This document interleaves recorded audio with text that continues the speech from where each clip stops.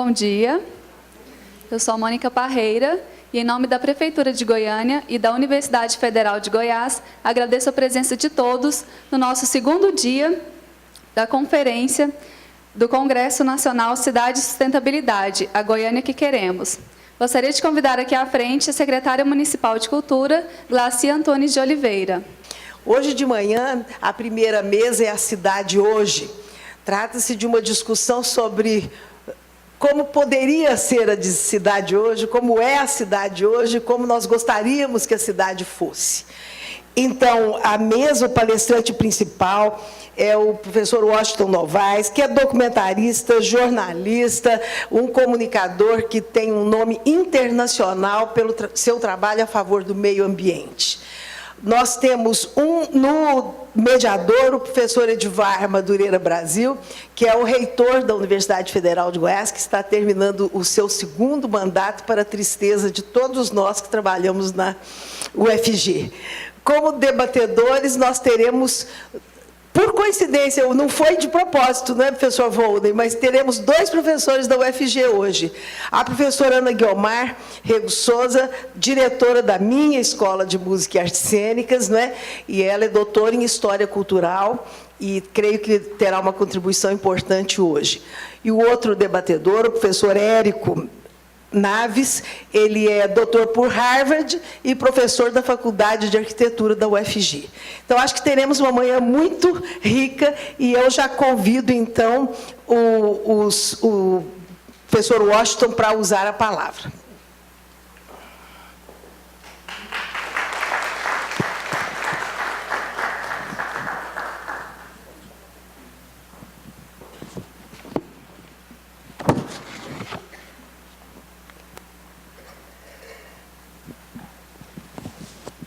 Bom dia a todos. Eu agradeço muito o convite da professora Glaci, da Secretaria de Cultura, e agradeço também a presença de todos, dos debatedores e das outras.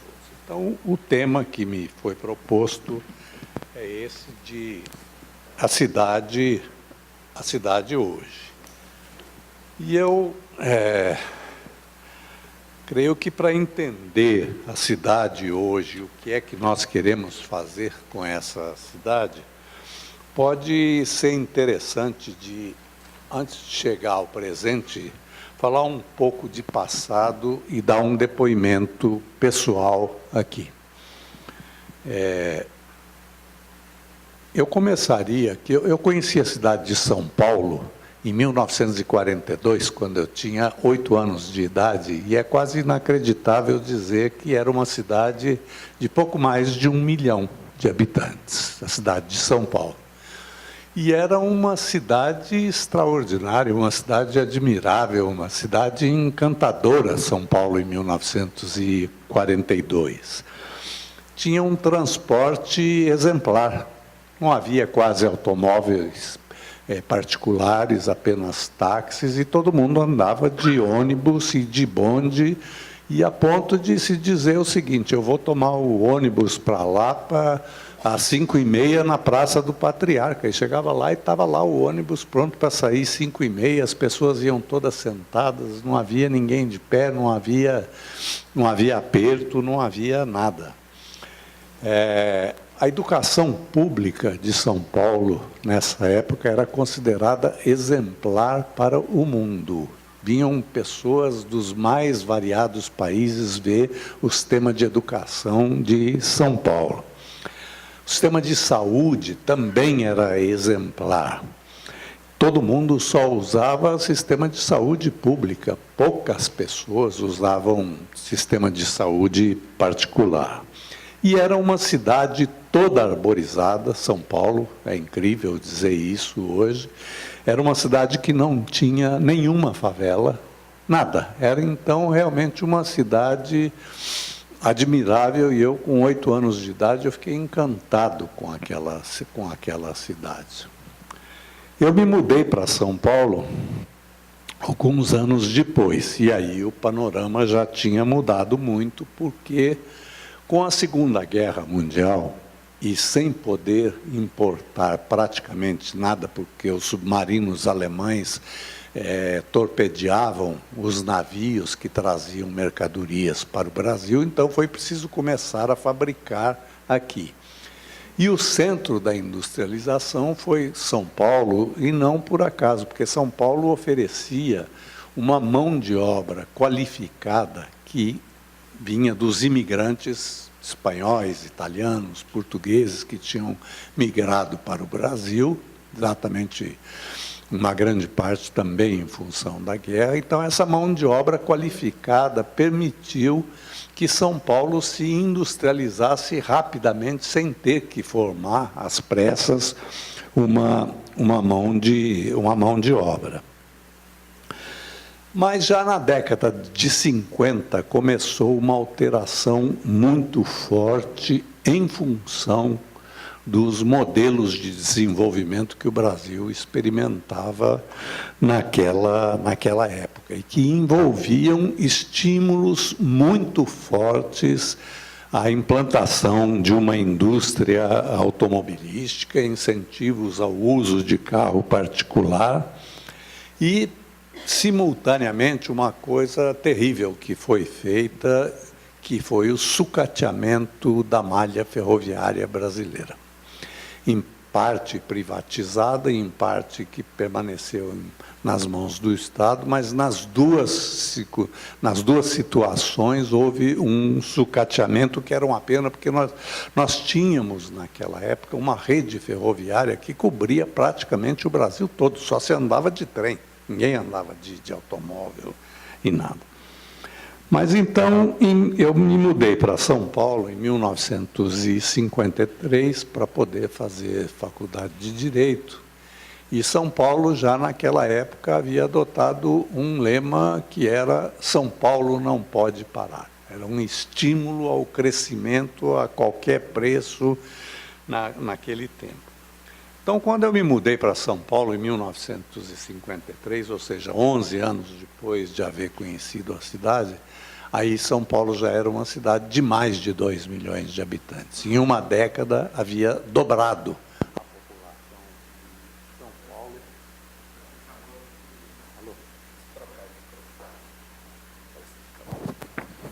Alô?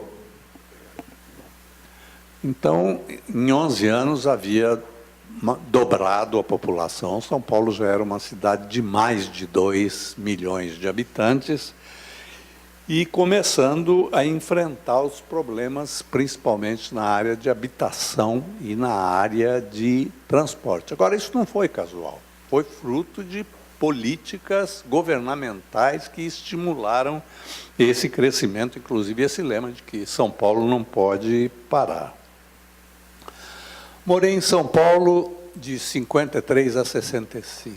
Nesses 12 anos, de novo, a população de São Paulo dobrou. Passou de 2 para 4 milhões de habitantes em apenas 12 anos, e aí a cidade já começou a ter problemas muito graves, e por isso mesmo eu resolvi me mudar de lá. E fui para o Rio de Janeiro, em 1965, que era outra cidade encantadora, embora já tivesse quase 4 milhões de habitantes, mas tinha uma zona sul muito amena, e com uma coisa hoje inacreditável, que eu estava comentando ali fora agora há pouco, que era Ipanema e Leblon tinham um gabarito de 4 pavimentos. Era proibido edificar mais do que 4 pavimentos em Ipanema e Leblon, a não ser na via central, que era dos ônibus, que era a Ataúfo de Paiva.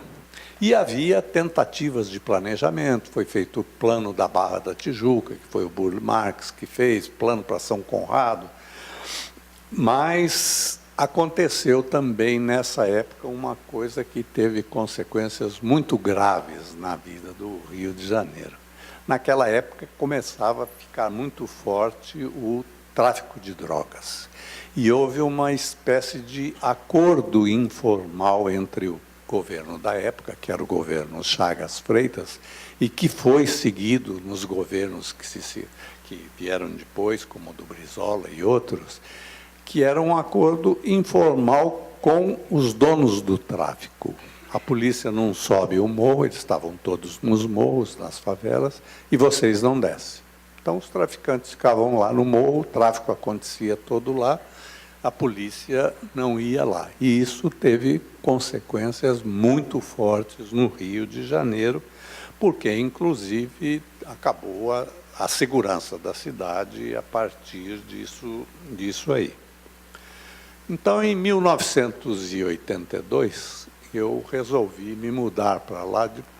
Me lembro exatamente do dia que eu resolvi mudar. Eu estava na Avenida Copacabana e havia um grupo de adolescentes sentado na calçada. E eu vi que 2 ou 3 deles tinham canivetes na mão e, de repente, se levantaram e assaltaram uma pessoa com aqueles canivetes. E eu estava ali a 5 metros e eu pensando isso, meu Deus, eu posso morrer aqui por nada. Não precisa que aconteça nada. Então, na época, eu tive um convite para vir para cá e resolvi vir para Goiânia em 1982. E fiquei encantado com a cidade. Goiânia, nessa época, tinha pouco mais de 600 mil habitantes, né? Ainda prevalecia na cidade o modelo com o qual ela tinha sido planejado, mas que já tinha sido planejado por uma cidade de 50 mil habitantes que chegasse no máximo a 100 mil habitantes, mas ela já tinha 600. Mas, de qualquer forma, ainda era uma cidade encantadora, Goiânia. Não tinha problemas de trânsito, não tinha problemas de violência. Me lembro até que no jornal onde que eu vim dirigir, nós tínhamos todos os dias uma reunião com os editores a 13h, e quando se fazia a distribuição do espaço para cada editoria, todo dia nós tínhamos uma mesma coisa. Uma pessoa que fazia esse planejamento, quando chegava na polícia, a editoria de polícia dizia, tem meia página para a polícia. E o editor, que era o Carlos Honorato, todos os dias dizia a mesma coisa, eu não tenho notícia para meia página de jornal. Hoje, se der o jornal inteiro, né, ainda é pouco. Mas Goiânia era uma cidade toda arborizada, era uma cidade muito amena, era uma cidade muito boa de se viver. Quer dizer, hoje nós, então, chegamos aí, segundo as estatísticas, no núcleo mesmo de Goiânia, pouco mais de 1.300.000 habitantes, mas a Grande Goiânia, dependendo do critério que se adotar, o que inclui ou não na Grande Goiânia, mas certamente está acima de 2 milhões de habitantes. E, de novo, o estímulo principal para que se desse esse crescimento tão forte de dobrar, mais do que dobrar a população, triplicar a população, de novo, foram políticas oficiais. A primeira das quais foi a política de mecanização da área rural em função do modelo exportador, de produzir grandes quantidades de grãos e outras coisas para poder exportar. E essa mecanização, então, levou a que as pessoas perdessem um emprego na área rural e viessem para a cidade, e Goiânia era a melhor possibilidade nesse momento. E isso foi tendo reflexos progressivos na vida da cidade. Quer dizer, a paisagem de Goiânia, que era uma paisagem urbana de Goiânia, que era tão bonita da época da sua criação, essa paisagem foi se poluindo aos poucos, e, junto com isso, outros tipos de poluição, a poluição do ar, a poluição sonora, e isso tudo com reflexos muito sérios na saúde também. Também houve consequências muito fortes na questão da temperatura da cidade. Vocês já devem todos ter visto os estudos que mostram o seguinte. Hoje, por exemplo, a diferença de temperatura entre a área central da cidade e as áreas periféricas, que ainda conservam uma parte, pelo menos, da vegetação, chegar a ser, no mínimo, de 5 a 6 graus. É a sensação que eu experimento. Eu moro depois do campus da Universidade Federal, e a diferença, quando eu saio da minha casa e venho para o centro, é muito forte na temperatura. E isso influencia também várias outras coisas, com consequências muito sérias na cidade. Uma das influências é no regime de chuvas. Há alguns anos atrás, quando eu fazia um documentário para a TV Cultura, eu, conversando com os técnicos da área do clima, que fizeram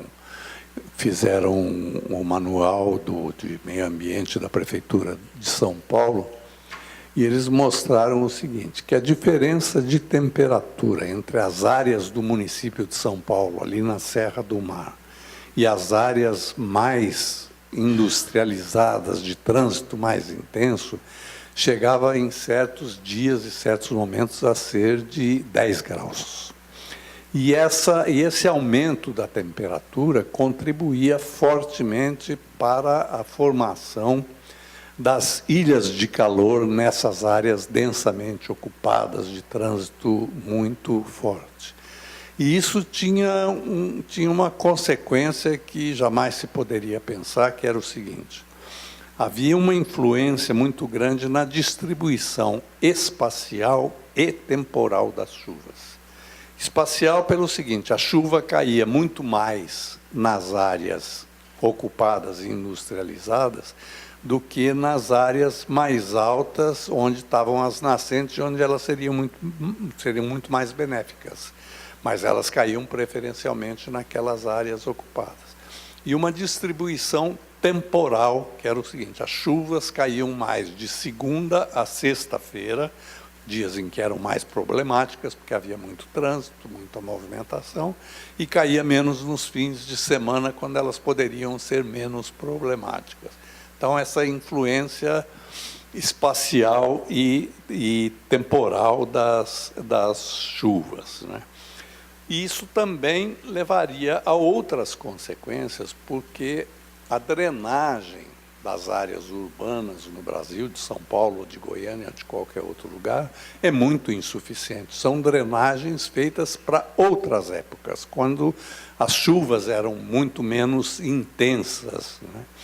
Então, aqui em Goiânia, por exemplo, a área de drenagem é insuficiente. Quando tem chuva muito forte, elas descem ali do setor oeste, setor Bueno, por ali, porque elas vêm em busca, pela gravidade, elas vêm em direção ao fundo dos vales, por exemplo. E naquela área ali, o fundo de vale é a antiga região do córrego Buriti, que hoje está sepultado debaixo do Palácio da Justiça. Então, a drenagem não absorve e, para completar isso tudo, nós temos a questão da impermeabilização do solo. Embora haja, em quase todos os lugares, legislação que obriga a deixar a área permeável para a infiltração da água, essa obrigação não é seguida. O solo quase todo está impermeabilizado, então a água tem que correr, por força da gravidade, ela tem que correr para os fundos de vale, né? Então, isso provoca as inundações que estão se tornando cada vez mais frequentes em Goiânia. Um outro problema está na área dos resíduos. Goiânia hoje gera cerca de 130 toneladas diárias de resíduos domiciliares e comerciais. Mas a coleta seletiva, que foi implantada mais recentemente, por enquanto ela só trabalha com 2,5 toneladas por mês de coleta, que são entregues às cooperativas de catadores. Quer dizer, isso é uma porção muito pequena dos resíduos, sem falar nos resíduos de construção, que são praticamente o dobro dos resíduos domiciliares e industriais. E uma parte disso acaba espalhada, contribuindo também para esses problemas. E como não há compostagem do lixo orgânico nos resíduos domiciliares, ele vem misturado com lixo seco, então há um processo muito rápido de esgotamento de aterros sanitários. O aterro de Goiânia, que tem pouco mais de 20 anos, está se esgotando e já vai exigir uma ampliação, e essas ampliações são muito difíceis, custam muito caro. Se houvesse compostagem do lixo orgânico e transformação em fertilizante, que só não serve para a área de alimentos, se poderia ter uma economia enorme de aterros em todos os lugares. Também a questão da expansão urbana enfrenta alguns problemas. Há estatísticas um pouco imprecisas que dizem que na área já dotada de infraestruturas em Goiânia, há 300 mil lotes vagos. E, enquanto isso, a cidade se expande exigindo a ampliação de todas as infraestruturas de energia, de água, de lixo, de todas essas coisas. E com um problema complicado, que é a questão de, não é apenas em Goiânia, mas no Brasil inteiro, quase não se cobra nenhuma taxa sobre as áreas que são verticalizadas ou expandidas horizontalmente. Porque, tanto na verticalização como na expansão horizontal, há uma demanda nova de serviços, seja no trânsito, seja na segurança, seja na saúde, seja na educação, seja na energia, e isso tudo exige investimento do poder público, mas não é cobrada essa taxa de expansão dos incorporadores.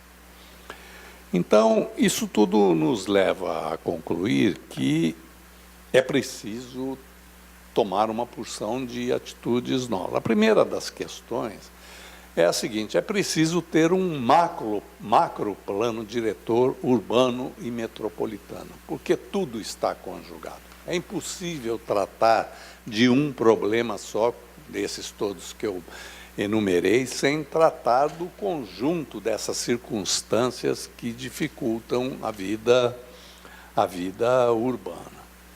E o começo deveria ser exatamente de incentivar, através da via fiscal, a ocupação em áreas já dotadas de infraestruturas. Não obrigar o poder público a investir em novas áreas, em novas estruturas, ele que já enfrenta tantas dificuldades de orçamento. A outra seria cobrar esses impactos que acontecem ou na área já dotada de infraestruturas ou nas novas, porque esse ônus acaba recaindo sempre sobre o poder público. Agora, é preciso ter um plano integrado, eficaz, para toda a região metropolitana. Não basta ter apenas a área de Goiânia, é preciso integrar com os outros municípios da grande Goiânia e ter um plano capaz de atender a essas questões. Também não é um problema só de Goiânia, é assim em todas as partes. Eu acho que Goiânia perdeu algumas oportunidades que poderiam ter modificado um pouco o panorama. Eu me lembro, por exemplo, que em 1987, o Henrique Santillo, que foi governador naquela época, botou como um item do seu plano de governo a implantação do metrô de superfície em Goiânia. E isso determinou até o lugar. O lugar seria onde hoje está a Avenida Leste-Oeste, porque ali era o antigo leito da estrada de ferro que cruzava Goiânia. E implantar o metrô de superfície não exigiria muitos investimentos. não exigiria desapropriações, o leito estava ali, a ferrovia estava desativada. Era uma questão apenas de adaptar os trilhos e colocar as composições ali. E a direção leste-oeste em Goiânia é exatamente a direção que tem maior fluxo de trânsito. Mas a ideia do Santilo não foi seguida. Eu me lembro que na época eu conversei com o prefeito e ele achou que isso não era viável, que Goiânia não tinha esse hábito de andar de trem dentro da cidade e tal. E eu insisti muito que ele fizesse pelo menos uma ciclovia na época, já que já havia o terreno disponível. Mas ele disse também que a topografia de Goiânia não favorecia e tal, e não foi feito. E o que é que se fez? Se fez uma via asfaltada, que é apenas mais uma, que não resolveu nenhum desses grandes problemas de Goiânia. Hoje, então, se discute muito se vai implantar o veículo leve sobre trilhos, se vai implantar ou se vai implantar outra modalidade, um corredor de transportes e essa coisa, mas certamente custará muitas vezes mais do que teria custado o metrô de superfície.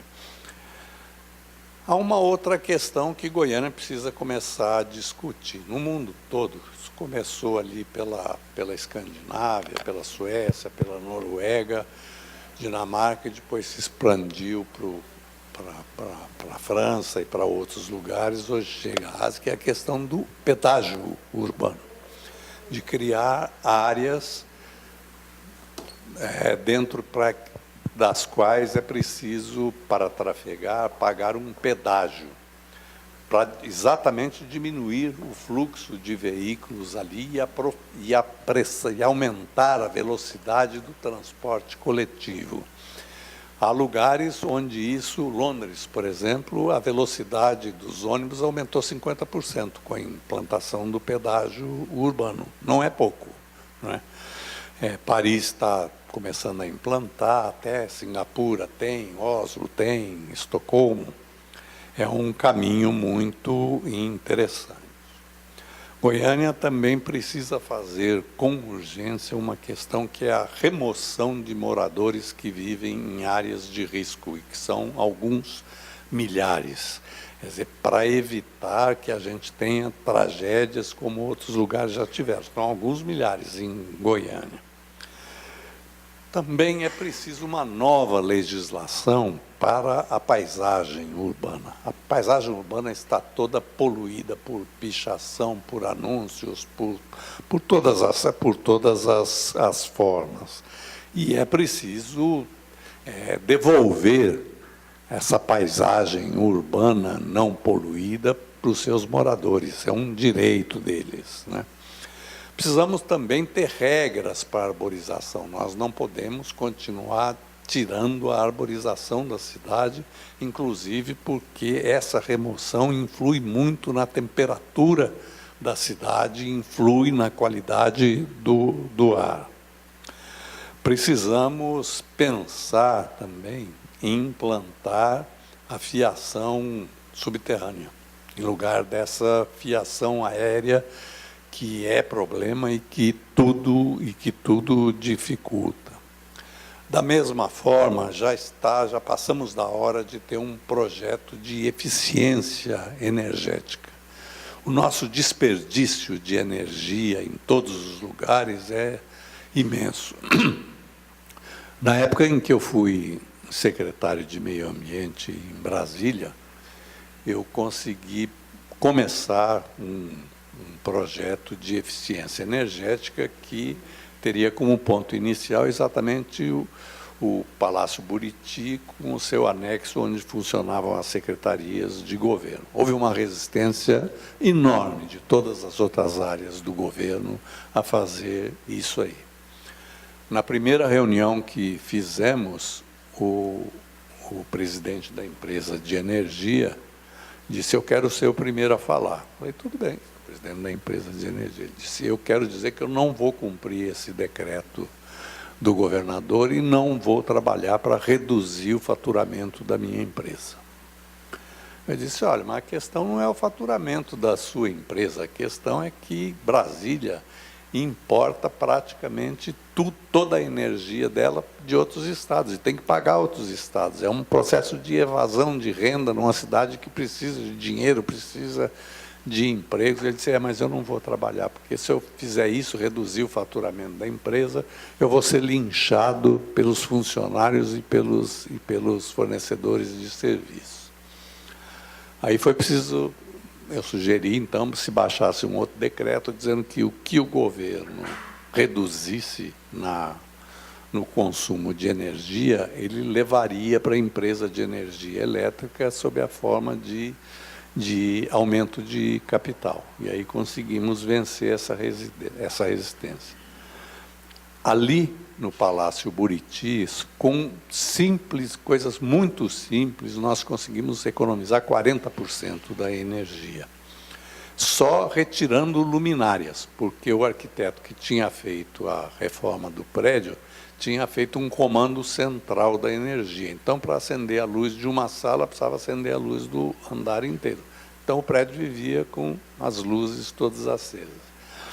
Então, só ali foram 40%, só retirando luminárias e melhorando a questão de elevadores e telefones, que também tinham influência. Mas assim que eu saí do governo, esse projeto acabou. E Goiânia também precisa cuidar muito de muitas coisas, porque Goiânia, como saiu esses dias ainda nos jornais, Goiânia continua sendo um polo migratório importante, de atração de migrações, porque a zona rural continua a se mecanizar, continua a oferecer menos trabalho, e os lugares preferidos são Goiânia e o entorno de Brasília. Brasília, porque Brasília tem a maior renda per capita do Brasil e os melhores serviços de educação e de saúde. E Goiânia, de certa forma, tem um pouco disso. Então, eu creio que o que é preciso pensar em Goiânia e com rapidez, num plano integrado para toda a região metropolitana e que dê atenção a esses itens todos, principalmente regras para ocupação de áreas, cobrança por impactos da ocupação e verticalização, regras para energia, para resíduos, para paisagem e tudo. Nós não precisamos nos condenar a viver em lugares que mereçam permanentemente apenas a nossa crítica, mas é o que está acontecendo. Eu me lembro, por exemplo, de uma frase de um grande antropólogo espanhol, que era o Julio Baroja, que descreveu o seguinte, que a grande cidade começa por nos roubar o essencial. E o essencial está na visão da nossa própria sombra e nos ruídos dos nossos passos que nós perdemos nas cidades. Nas cidades, ninguém vê a sua própria sombra e nem ouve o ruído dos seus passos. Nós precisamos trabalhar muito para recriar as cidades que sejam agradáveis para a nossa ocupação. Muito obrigado pela atenção, já falei mais de meia hora.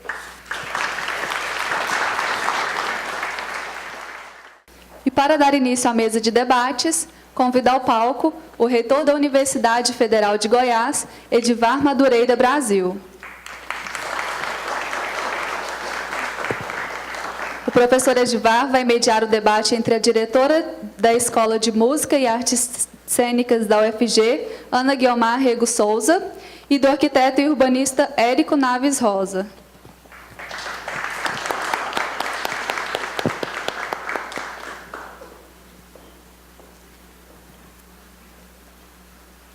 Bom, muito bom dia a todos.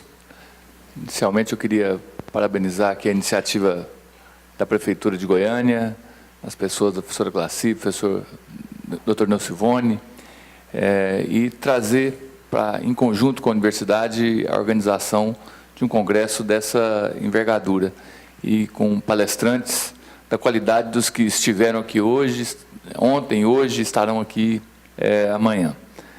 Bom, a função do mediador aqui é controlar o tempo aqui, para que a gente tenha, ao final, um tempinho para que as pessoas também possam aproveitar a experiência do nosso palestrante e dos nossos debatedores aqui. Só queria apenas fazer um registro que a professora Glacy fez a leitura do currículo do Washington Novaes e eu preciso fazer um pequeno acréscimo. O Washington Novaes é doutor honoris causa pela Universidade Federal de Goiás também, o que muito honra a nossa instituição de tê-lo como parte definitiva da nossa instituição. Então, professora Ana Guiomar, com a palavra. Bom dia a todos. Quero agradecer à professora Glacy e à organização do evento, em nome dela, pela possibilidade que me deu de estar hoje aqui com o professor Washington Novaes, professor honoris causa, não é nem professor, doutor honoris causa, professor Edivar, que a gente está sempre junto em tantas ocasiões, mas não numa situação como essa, né? E o professor Érico Naves, que eu acho que vivemos vizinhos, né, lá na EMAC, mas nunca tivemos a oportunidade de nos conhecer. Bom, eu acho que o Washington Novaes falou, acho que quase tudo que eu pensava em falar da minha experiência e da minha percepção com a cidade de Goiânia. Mas eu vou, de qualquer maneira, falar um pouquinho da minha história aqui dentro dessa cidade. Eu acho que eu não sou goiana, nasci no Rio de Janeiro, mas a vida inteira, desde 2 anos de idade, eu vivi aqui nessa cidade e eu cresci com ela. Cresci com a cidade e sempre com uma paixão muito grande pela beleza que Goiânia tinha. Mas, no meu imaginário, havia 2 modelos de cidade com que eu comparava Goiânia até a minha pré-adolescência. Um era o Rio de Janeiro, onde meus pais me levavam todo ano, e o outro era a cidade de Campos, estado do Rio, Campos dos Goitacazes. E, na minha cabeça, eu fazia comparação. Campos era uma cidade antiga. Eu via Goiânia tão moderna, tão limpinha. Chegava em Campos, era um misto de fascínio pelos porões e de medo pela cidade. A banheira da minha avó, a casa da minha avó, com aquele piso de madeira corrida. Então, e tinha o Rio de Janeiro, que eu acho que era uma sedução e é para todo mundo. Quando eu voltava a Goiânia, então eu ficava comparando Rio de Janeiro e Goiânia, Rio de Janeiro e Goiânia. Mais ou menos, acho que lá pela década de 70, eles começaram a construir aqueles prédios da Goiás, que eram o Dom João VI, Dom Pedro, né, os prédios ali na esquina da Goiás com a Paranaíba, um grudadinho no outro. E nessa ocasião, com a minha cabeça de uns 11, 12 anos de idade, eu falei, nossa, Goiânia está crescendo. É o progresso chegando na cidade, porque os prédios estão todos juntinhos, e são prédios altos. Né? Então, no meu imaginário, a cidade, o progresso e a cidade modernista era essa coisa dos prédios colados, vizinhos, que eu via no Rio de Janeiro, né? E era o modelo da verticalização.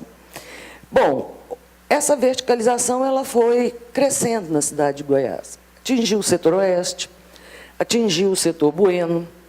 E no setor Bueno, obviamente, aí eu já estava na minha maturidade de vida e eu pensava assim, deve ter sido um erro de cálculo ter construído esses prédios tão juntos um do outro, nessas ruas tão estreitas, de maneira que, como em Copacabana, ou no Leblon, a gente fica vendo o vizinho da frente. Fica vendo o vizinho da frente almoçar, jantar, toda a individualidade dele. E aí o tempo passou, a expansão imobiliária continua em Goiânia e chegamos ao Jardim Goiás. E aí eu me dei conta de que não era mais por acaso ou por um erro do arquiteto que não pensou sobre isso. Eu me dei conta que era proposital. É preciso ganhar espaço, né? Então, as ruas têm que ser estreitas, não precisavam ser estreitas no Jardim Goiás, e eu tenho que colocar esses prédios grudados um no outro, cada vez mais altos, para que eu acompanhe, para que a cidade acompanhe, ou não a cidade, aliás, alguns interessados na cidade, possa se expandir imobiliariamente. Bom, eu vejo pouco disso na mídia. Eu não vejo as pessoas, não há interesse em se mostrar isso. Não há interesse por quê? É o que pergunto ao professor, ao Washington, jornalista Washington. Não há porque não interessa aos governos, porque as mídias, de alguma maneira, se comprometem com esse desvario muito grande das cidades, né? Então, é uma coisa que eu gostaria de colocar para o senhor. E a outra coisa que o senhor colocou também de uma maneira muito bonita, da sua experiência de vida também, e depois em todas as propostas que foram aqui colocadas, como para a cidade que queremos hoje, que não é a cidade de 30 anos atrás, nem pode ser, e nenhum de nós é saudosista em querer que essa cidade volte a ser 30, 40 anos atrás. Mas é um modelo em que a gente possa ter prazer de estar na cidade. E esse prazer de estar na cidade, habitar na cidade, para mim, passa por essa questão da sustentabilidade, mas por um lado da sustentabilidade que poucas vezes é falado e que hoje eu percebi na fala do Washington Novaes, que é a questão do ético e do estético. Não se presta atenção, se fala do ético, de toda a problemática do verde, a problemática do sistema de lixo, dos esgotos, de tudo isso, mas jamais se fala do estético, do prazer, né, o flaner benjaminiano, de passear pela cidade e buscar os seus cantos, os seus recantos, né? E eu me dei conta disso, acho que de uns 2 anos para cá, nos meus caminhos, que não são muitos e variados, mas são caminhos que passam pela Goiás, por exemplo. E na Goiás, eu percebi, quando se fez o primeiro restauro nela, as pessoas voltaram a habitar a cidade, voltaram a sentar nos bancos, né? E aí, agora está acontecendo mais uma vez, mas se esquece o outro lado direito e o lado esquerdo da Goiás. Por exemplo, como um exemplo, as fachadas, aquelas fachadas arte déco que estão por trás, não há nenhuma preocupação de se retirar aqueles cartazes horrorosos, feios, aquela poluição visual. Não há uma preocupação em se retirar ou se colocar de uma maneira mais espaçada as bancas de revista, as bancas de pastéis, as bancas de comida, que acontece, às vezes, em menos de 200 metros de um para outro, de maneira que as pessoas não podem circular pelas calçadas. As calçadas são cada vez mais depredadas, né? São quebradas. Além disso, arranca-se as árvores, eu não sei porque a prefeitura não tem condição de tirar a raiz e fica-se os tocos, prejudicando a passagem das pessoas e enfeiando aquilo que era bonito na cidade, que nos possibilitava passear e flanar pela cidade. Então, eu acho que eu coloco, preciso falar mais sobre essa poluição visual, porque também não há uma campanha que a mídia e as pessoas se envolvam com isso. A limpeza da cidade, que é algo que tem me incomodado profundamente nesses últimos tempos, e uma limpeza e um problema que, para mim, é estético, é higiênico, é ético, é tudo. E tem a ver não só com o poder público. Hoje, eu vindo para cá, a cidade está limpa. Então, tem a ver com o poder público e tem a ver com nós, habitantes das cidades, que não temos uma cidadania, uma civilidade suficiente para não sujarmos a porta dos nossos estabelecimentos, não jogarmos coisas pela janela, não poluirmos ainda mais visualmente com os nossos dejetos a cidade. Também não vejo uma preocupação nem da própria poder público, nem da mídia, em educar o cidadão, educar ele para exercer essa cidadania em termos da limpeza e da higienização. É isso que eu gostaria de dizer, agradeço muito, obrigada. Vou retornar a palavra para o nosso palestrante, em seguida eu volto para o Érico e passo de novo.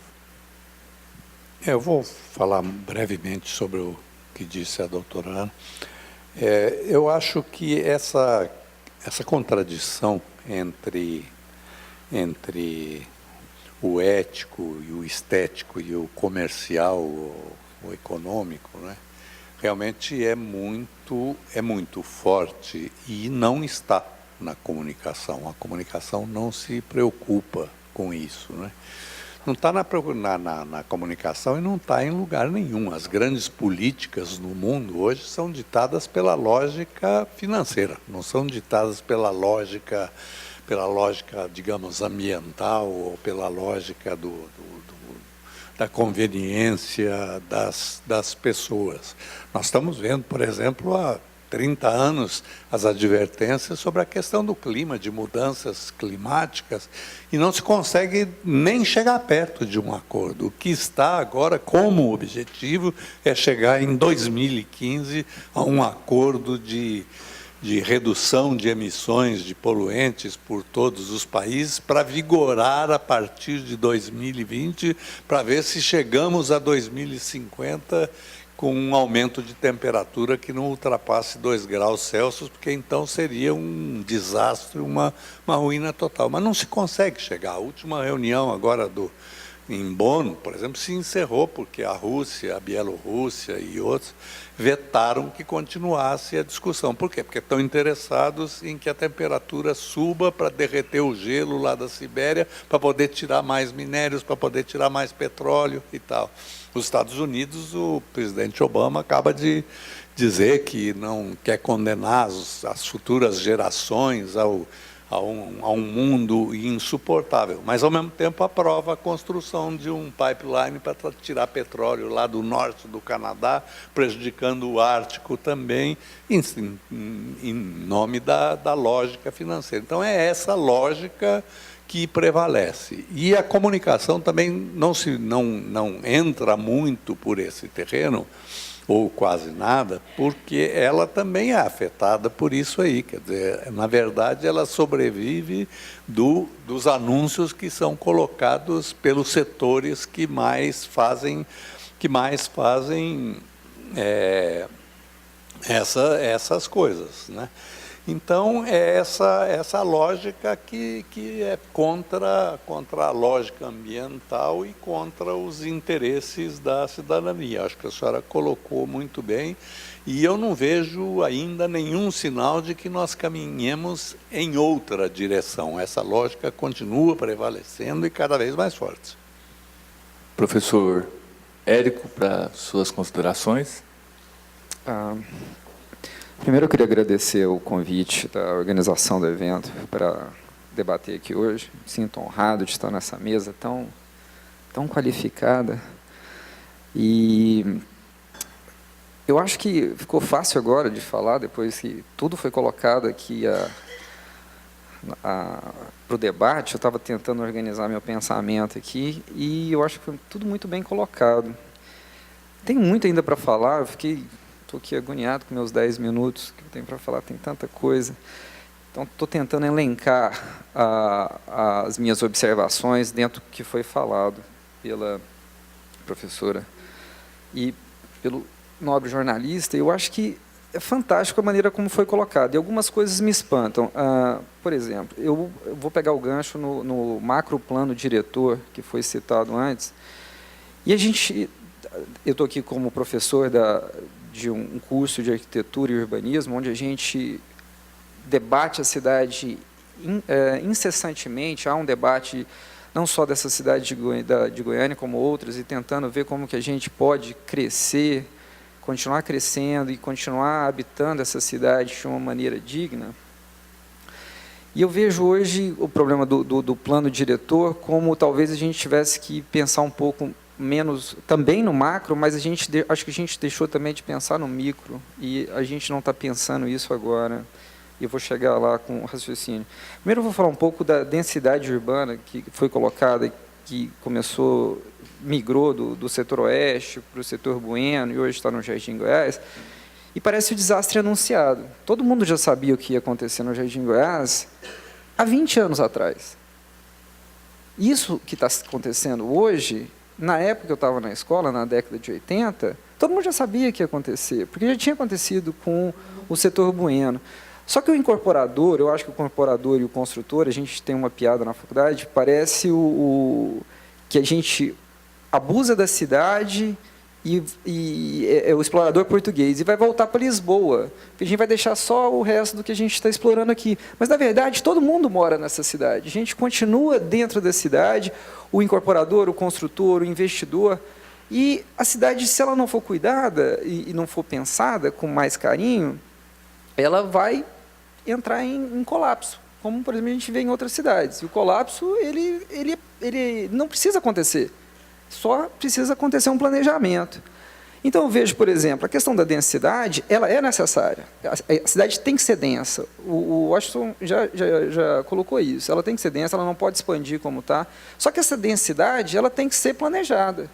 A gente tem que ficar, quanto mais densa a cidade tiver, mais fácil é de se locomover, mais fácil é de planejar, a infraestrutura mais barata. Mas as ruas têm que estar planejadas com uma caixa certa, o nível de densidade de vegetação tem que estar certo, os espaços públicos têm que ser planejados. E, por incrível que pareça, isso é factível, não é uma coisa que é um sonho, não é uma utopia. Só que o que eu vejo hoje é muito... parece muita gente trabalhando contra. Assim, eu vejo o setor privado trabalhando contra, porque é muito mais fácil você tirar tudo e não devolver nada, e ter um lucro total. Eu vejo o poder legislativo e o executivo sabotando isso. Constantemente, a gente está vendo o plano diretor sendo sabotado constantemente, e isso acontece. Existe um plano diretor, por incrível que pareça, e ele é bem intencionado, mas quando vai para a prática, outras vontades vêm e corrompem como ele é implantado. Então, isso é muito difícil de ver como que vai acontecer. Eu vejo algumas decisões sendo tomadas, não só em Goiânia, como em outras cidades.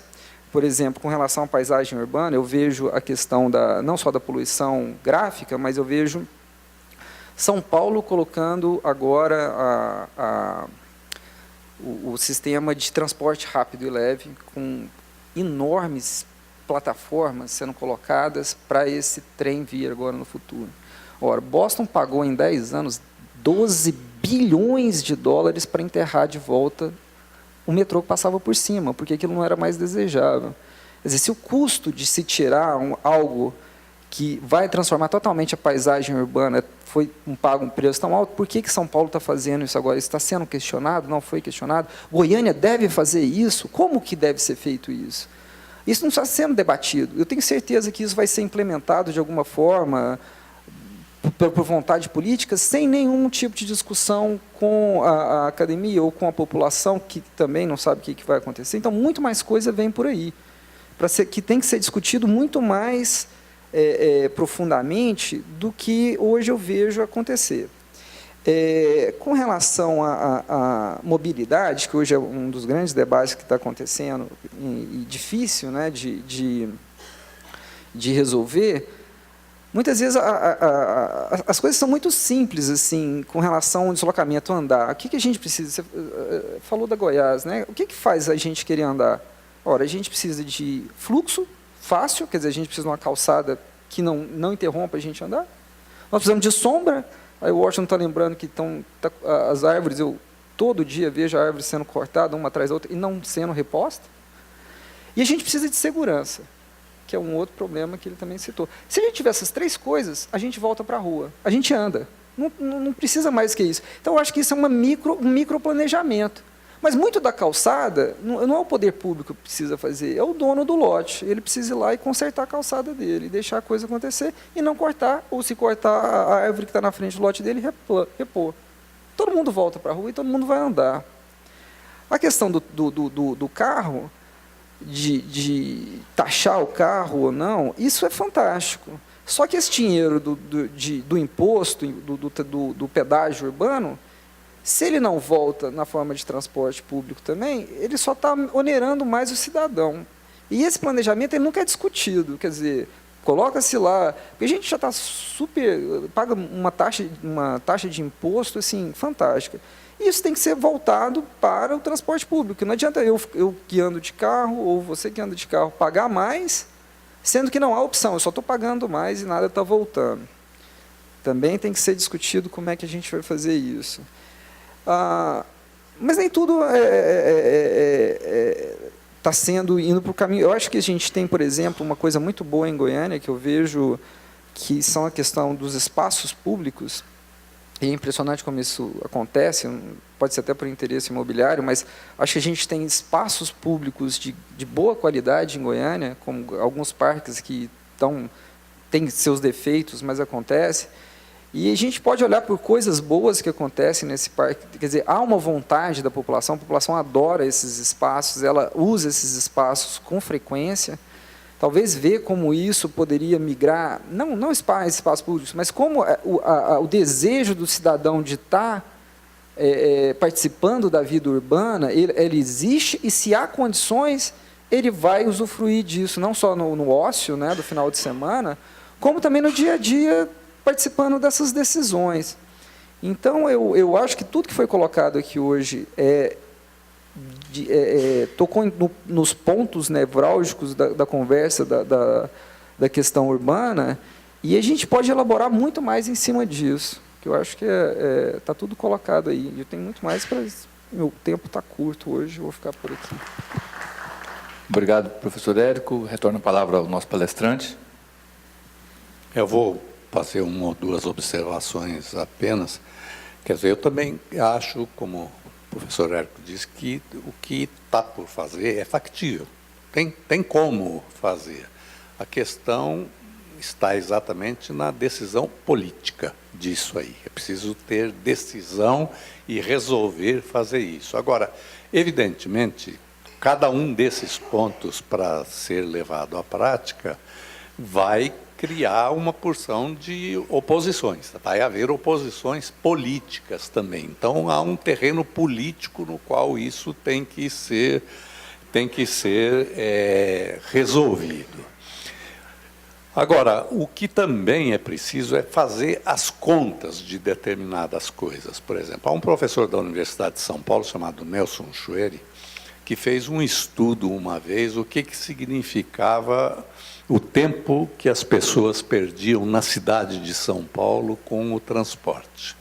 Então, ele fez lá a pesquisa dele e verificou o seguinte, que havia 5 milhões de pessoas que se locomoviam de alguma forma pela cidade todos os dias. São Paulo tem quase 11 milhões, isso é na cidade de São Paulo. Então, 5 milhões. E que cada uma dessas pessoas, em geral, perdia 2 horas por dia para se locomover. Então, ele fez as contas. 5 milhões de pessoas vezes 2 horas diárias são 10 milhões de horas diárias, são 250 milhões de horas mês, são muitos bilhões de horas ano. Se multiplicar isso pelo valor médio do trabalho das pessoas, e essa perda, isso significaria um valor financeiro que não é conversível, mas significaria um valor que, se fosse aplicado em transporte coletivo, resolveria todos os problemas e as pessoas deixariam de perder tempo. Só que essas lógicas são afastadas umas das outras, né? E só sobre a questão do pedágio, realmente há um ônus para quem quiser transitar, mas há um benefício imediato muito forte, que é a questão de o aumento da velocidade do transporte coletivo, diminuindo o trânsito de veículos particulares nessa área. Eu disse, por exemplo, em Londres, dobrou. O transporte coletivo passou a utilizar metade do tempo que ele utilizava para percorrer um determinado trajeto. Eu quero agradecer ao palestrante e aos debatedores por terem mantido o tempo e, com isso, nos proporcionam um tempo aí de 20 a 25 minutos para o debate. Então, a gente vai fazer as inscrições. Eu vou pedir que as pessoas, ao ouvirem o microfone, se identifiquem e use um tempo ao redor de 2 minutos para que a gente possa ter a resposta. Narcisa. Bom dia a todos.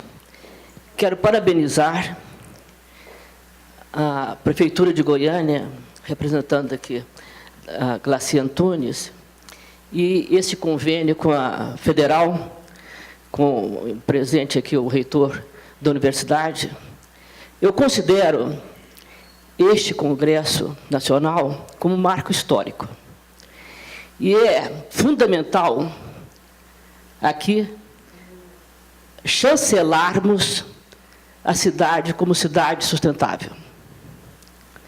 Isto, voltando ao bojo do plano, que traz a essência ecológica e todos os outros vetores que possam contribuir com esse evento, que é fundamental em termos de caracterizarmos essa cidade neste momento,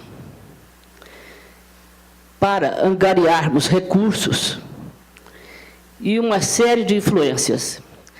Temos que elevar todos os atores neste momento para que vençamos nesta proposta de sustentabilidade. Vi aqui o Washington Novaes considerar o contexto mundial da problemática do clima.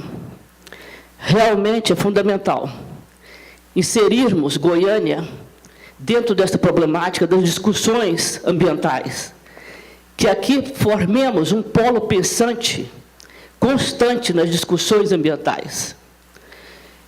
Vi também hoje, através do Jornal Popular, a instalação real do aeroporto executivo, do novo campus. Tudo isso favorece, não é? Para que aqui haja realmente uma disposição estratégica dentro do contexto estadual, municipal, tudo isso.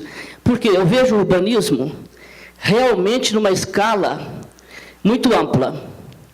Temos interdependências com a parte do turismo, de eventos aqui constantes.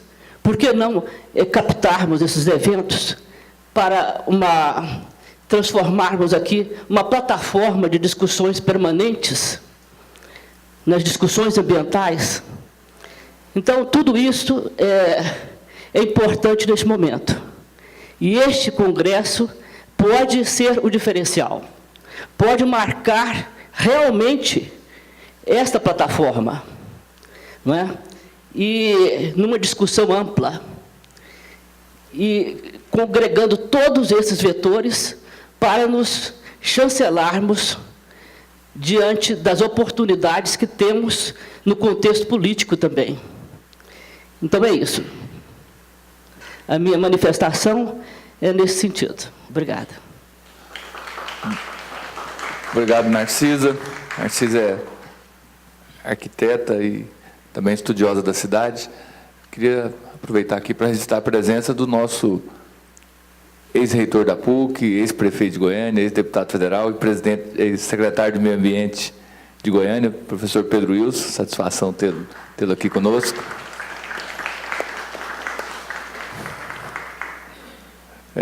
Continua aberta a palavra. Professor Manuel. Bom dia a todos. Sou o professor Manuel Eduardo Ferreira, do Instituto de Estudos Socioambientais. Eu gostaria de fazer uma pergunta para a banca, né, debatedora, assim também para o palestrante. Nós podemos nos considerar como formadores de opinião e tomadores de decisão. E a cada ano nós nos reunimos, de alguma forma, em eventos semelhantes, mas, ao contrário, até como visto bem colocado pelo jornalista Washington Novaes, nós temos encontrado dificuldades em gerir nossas cidades, em propor uma cidade sustentável, como esse evento apregoa. Então, a minha pergunta vem nesse sentido. Onde é que nós estamos falhando?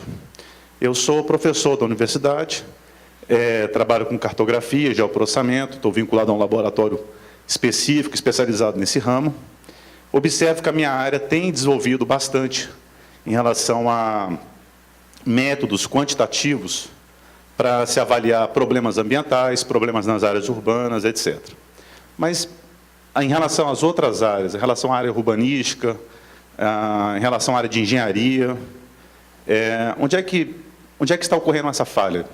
Obviamente, há uma falha, há uma carência, mas nós estamos formadores também de recursos humanos e parece que nossos recursos humanos não estão tomando seus devidos lugares na gestão dessas cidades. Então, todo ano nós observamos a perda de qualidade, né? Como o próprio Washington já dizia, há 40, 50 anos, uma cidade onde você talvez pudesse ver sua sombra e escutar os seus passos. Professor Luiz Melo, diretor da Faculdade de Ciências Sociais, lá ao fundo. Bom dia a todas as pessoas. Eu queria trazer para o debate uma outra dimensão que, se apareceu, eu não percebi muito, que é como toda essa discussão que a gente está fazendo aqui hoje se conecta com a questão da desigualdade social. Como tem uma cidade sustentável, onde parcela significativa da população ainda não tem acesso a recursos que são fundamentais em todos os níveis, né, incluindo transporte, saúde, educação e tantas outras coisas. E como que a educação, particularmente a educação na área de ciências humanas, que é a minha área, poderia ser pensada como um espaço fundamental de formação para uma cidadania que não está centrada no consumo, mas uma cidadania que está centrada no respeito à diversidade, que está centrada no respeito ao bem público, que está centrada na contribuição para a produção de uma sociedade que seja justa e acolhedora para todo mundo. E aí eu deixo uma provocação para você, Edivar. Eu sei que a gente já está quase entrando num momento de transição, né? Já temos um novo reitor eleito, Edivar tem 6 meses ainda de mandato, mas eu não sei como que a gente poderia fazer para começar isso pela universidade. Né? Por exemplo, como a gente conseguir começar que o transporte para a universidade, particularmente o Campus 2, fosse muito mais interessante, especialmente para os estudantes. Para quem não sabe, basicamente foram os estudantes da Faculdade de Ciências Sociais e outras que são do Campus 2 que começaram essas manifestações que desencadearam protestos relativamente violentos e que depois se generalizaram para vários outros temas. Como que a gente conseguir implantar uma ciclovia de verdade, como que a gente ter transporte público de qualidade chegando no campus. Eu acho que talvez isso fosse um começo para a gente pensar a contribuição da universidade na transformação da cidade de Goiânia e, quem sabe, do Brasil. E qual é o lugar da educação nisso tudo é a minha pergunta. Retorno a palavra aqui para a mesa e, na sequência, a gente faz uma nova rodada. Bom, começando pela última intervenção lá do professor, essa questão da desigualdade social começa a permear a discussão toda num plano mundial, né? Não é que ninguém pensou isso ao longo da história, se pensou muito, mas hoje se começa a pensar, por exemplo, o clima em função da desigualdade social, tal coisa em função da desigualdade social. O próprio Papa fez recentemente um pronunciamento lembrando que não é possível mudar nada no mundo com o nível de pobreza que você tem. Segundo as estatísticas da ONU, nós ainda temos hoje mais de 1 bilhão de pessoas vivendo abaixo do nível da pobreza que a ONU considera R$100 por dia, né? Quer dizer, no Brasil, mesmo com o Bolsa Família dá R$70 por pessoa por mês. Isso está abaixo da linha da pobreza ainda. E nós temos mais alguns milhões que nem o Bolsa Família tem. Agora, nós temos 40% da população mundial que não dispõe de saneamento básico. E, ao mesmo tempo, aí a gente volta na questão da desigualdade, nós temos hoje uma perda, segundo a ONU, nós estamos perdendo 1/3 dos alimentos que produzimos a cada ano, principalmente nos países desenvolvidos, enquanto tem esse nível de pobreza no mundo inteiro. Os relatórios do Programa das Nações Unidas para o Desenvolvimento mostram o seguinte: os países mais ricos, onde vivem menos de 20% da população mundial, consomem quase 80% dos recursos do mundo. Então, nós temos 80% da população só com 20% dos recursos. Isso dá uma ideia dessa desigualdade social e de como é que se vai fazer para enfrentar isso. Quer dizer, o Brasil ainda é um dos países de maior concentração de renda no mundo. Quer dizer, a desigualdade social no Brasil é gigantesca, né? E é preciso realmente enfrentar.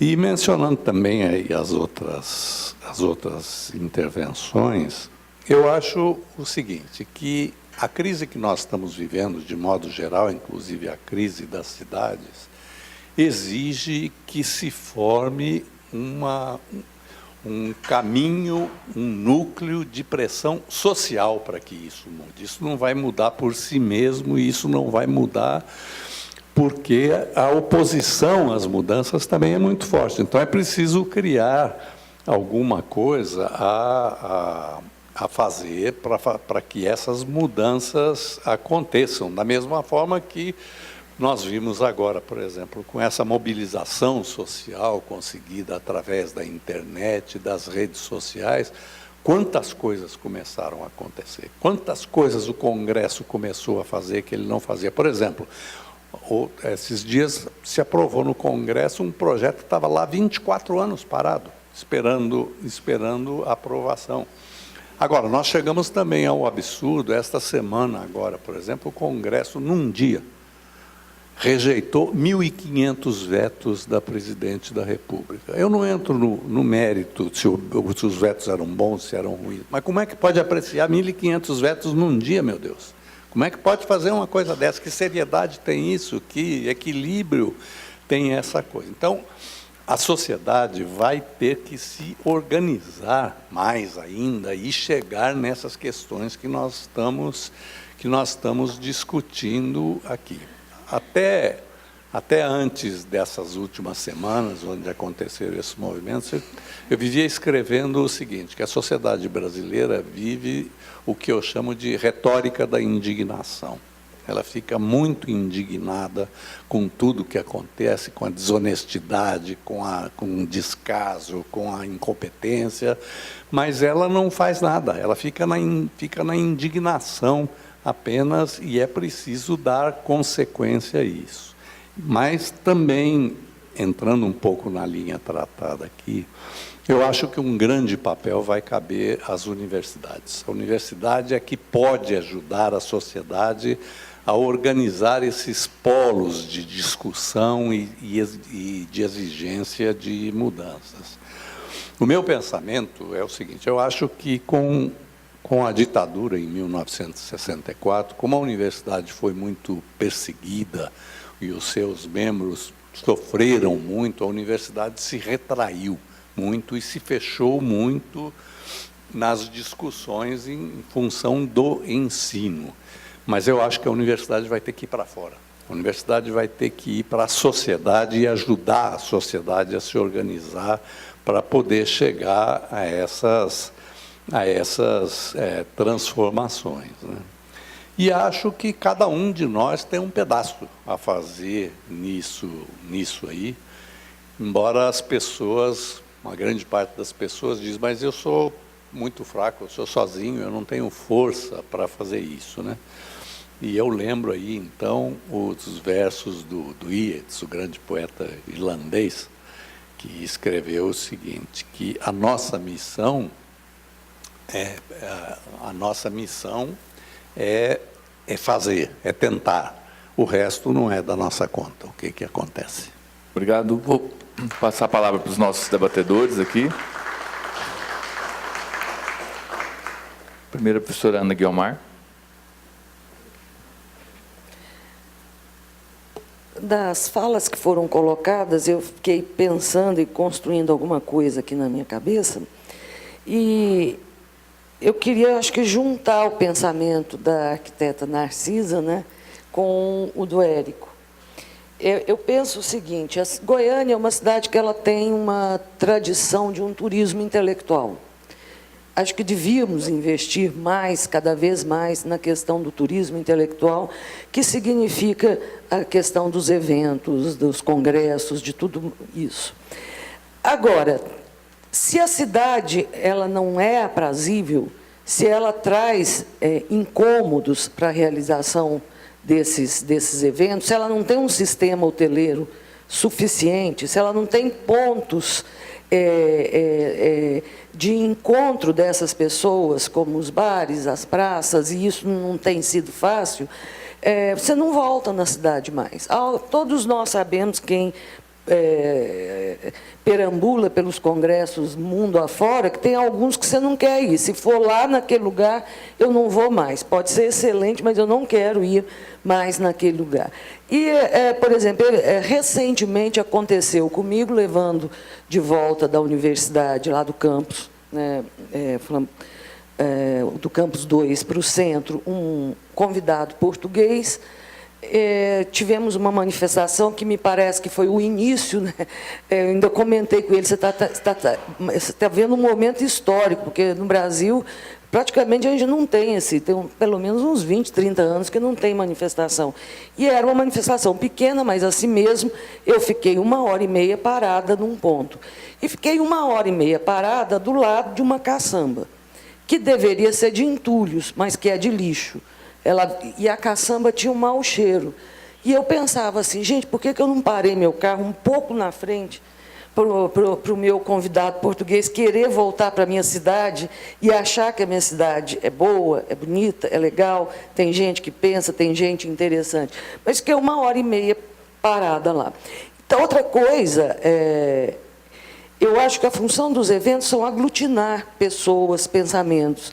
E muitas vezes a gente tem a sensação que você faz os congressos, faz os eventos, e nós ficamos nessa retórica da indignação.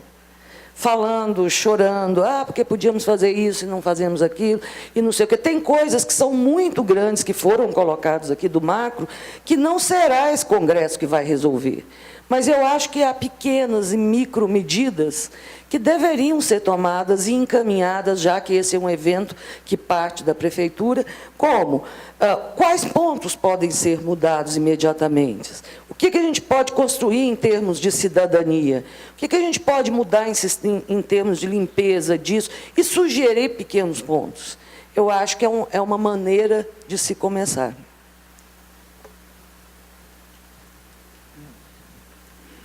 Professor Manel, eu agradeço a sua pergunta, eu acho que é extremamente pertinente. Me fale o nome do outro professor também, boa pergunta. Luiz, professor Luiz. São perguntas diferentes, eu vou tentar juntar as duas numa só. Aonde a gente está falhando, eu me lembro, vou dar um exemplo, uma coisa que é muito cara. Uma vez conversando com meu amigo Maurício Azeredo, e ele trabalha, um excelente artista, trabalha com, ele é arquiteto também, né? Trabalha com móveis, e ele faz todo aquele trabalho, acho que todo mundo aqui conhece ele, com vários tipos de madeira.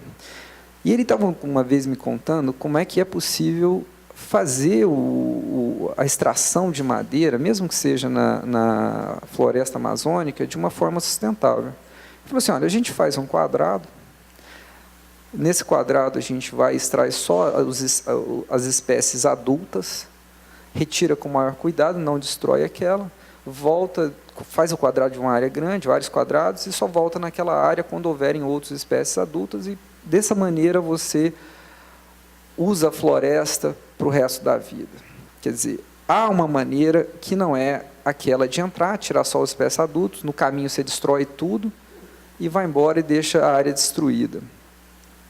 Então, eu acredito que tudo tem jeito. Onde a gente está falhando, eu acho que há um distanciamento, tem alguns aspectos que eu acredito. Há um distanciamento muito grande da classe política hoje, dá um anseio da população, por isso a gente está vendo o que está vendo hoje nas ruas. Houve um distanciamento, quer dizer, não há mais um diálogo. Eu acho que o diálogo, ele acontece, que há muito tempo a gente esquece, que eu acredito que deveria haver uma representatividade de bairros hoje. Então, se existe hoje uma Câmara Municipal, que hoje só sabota um plano diretor, só serve para isso, poderia ter um representante de uma determinada área que tem que responder por isso, e a população tem que conversar com essa pessoa, porque tudo que acontece é muito baseado na vontade política. Porque o planejamento, ele existe. E você sabe disso, a gente faz planos diretores, passa lá anos discutindo como deveria ser, quando isso tem que ser executado, tudo vai por água abaixo, as partes centrais não são executadas. E aí você cobra daquele vereador, aquele representante, por que isso está acontecendo no meu bairro? Por que isso está acontecendo? Por que não é de determinada maneira? Eu acho que a gente tem que se envolver mais localmente e discutir a cidade do ponto de vista do bairro. Eu acho que isso é uma coisa que foi esquecida. Porque, como professor, a desigualdade social ainda é uma expressão muito macro. Isso que eu estou tentando me afastar hoje. Problemas da saúde, problemas da desigualdade. Assim, eu acho que a gente tem que começar a voltar um pouco, ficar um pouco, olhar na micro escala de bairro, escala de rua, e discutir isso e trazer essa manifestação, por exemplo, que está acontecendo na rua. Lógico que ela vai surgir da universidade, porque a gente tem cabeças pensantes e tem jovens com disposição. Então, não tem como o povo não ir para a rua e discutir. Só que essa discussão de vamos mudar tudo na macroescala, fica muito vazio. A discussão ela não se concretiza, as mudanças não se concretizam. Então, essa mudança ela tem que acontecer primeiro pensando em coisas menores, ou coisas que são palpáveis, são tangíveis. Se a gente não começar por aí, a macroescala ou a desigualdade social nunca vai deixar de existir, se a gente não for por esse caminho, que é o que eu acredito. É a mudança mais daquele quadrado. Como é que a gente muda aquele quadrado e conserta aquilo? E eu acho que, se você fazer um módulo que pode funcionar, isso pode migrar para outras áreas da cidade, e isso pode, quer dizer, é uma suposição para ser discutida, como acho que a gente vai discutir bastante com novos planos diretores, como que a gente pode fazer uma cidade que ela pode dar certo. Não é difícil, muito do que está... Parece que a gente está discutindo a chegada a Marte. Uma espaçonave que vai chegar a Marte. Não é isso. A gente pode fazer essas mudanças de uma maneira que é factível, é possível, já foi feito antes, a gente vivia... Onde foi que a gente desaprendeu isso no caminho? Porque parece que a gente desaprendeu a viver decentemente dentro da cidade. E eu acredito que a gente pode voltar, a gente só tem que encurtar o diálogo com a classe política, a gente tem que pegar na mão do vereador e cumprimentar, e do prefeito, e falar, olha, eu que voto em você, e eu quero isso aqui melhor, isso aqui, ó, esse parque aqui, ó, esse edifício, a paisagem urbana que a gente fala, qualquer coisa, assim, a cidade está liberada, por exemplo, para fazer o que quiser, pode fazer um edifício de qualquer tamanho, qualquer lugar. Hoje é assim. Então, qual que é o custo disso? É a mudança da paisagem urbana. Ninguém está discutindo se isso é possível ou não. A gente tem que voltar, tem que discutir isso dentro da cidade, e se a gente discutir bairro, eu acredito que mudanças boas virão. Obrigado, Érico. Glaci, o Washington quer fazer um comentário. Tem um inscrito aqui, o Neutivone, e mais um lá atrás. E aí eu encerro a inscrição na sua, porque nós temos um tempo para terminar. E eu ainda tenho que responder o Luiz Melo ainda. Ok, está ok. Então o Washington vai fazer um comentário aqui. Não, é só uma observação a respeito do que o professor Érico mencionou ali, esse método do quadrado e explorar as espécies adultas e só voltar dali a 30 anos, é exatamente o método que se usa hoje para a licitação de florestas públicas na Amazônia. Agora, é um método que tem muita controvérsia também.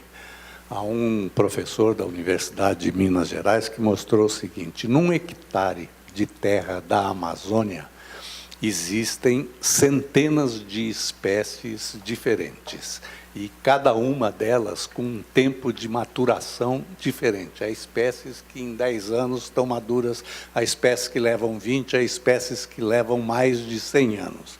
Então, se não se conhecer todas as espécies de cada hectare e o tempo de maturação daquela espécie, corre-se o risco de abater o que não devia ser abatido apenas porque é mais grossa, mais alta, mas que esse não é o melhor caminho, que é preciso um conhecimento científico de cada espécie e do tempo de maturação. Ok. Vou tentar ser bem breve aqui naquilo que o Luiz coloca sobre o papel da universidade. Luiz, eu diria que acho que os acontecimentos das últimas semanas, dos últimos meses, mostram essa inserção cada vez maior da universidade em temas que são essenciais para a sociedade. A discussão do plano diretor de Goiânia, com aquela audiência pública que nós fizemos, resultou agora em um grupo que trabalha, e até o fim do mês, se você acompanhou anteontem a reunião do Conselho Universitário, até o fim do mês apresenta um documento sobre o plano diretor, e formado por especialistas das diferentes áreas do conhecimento, e que será entregue ao prefeito, ao Ministério Público, e acho que essa é uma forma efetiva da universidade contribuir com conhecimento técnico devidamente fundamentado, aproveitando a massa crítica na universidade. O mesmo aconteceu na semana passada, quando se discutiu o Código Florestal. Houve um avanço significativo na proposta original do Código Florestal do Estado de Goiás, e isso foi graças à contribuição de alguns professores da universidade nessa questão.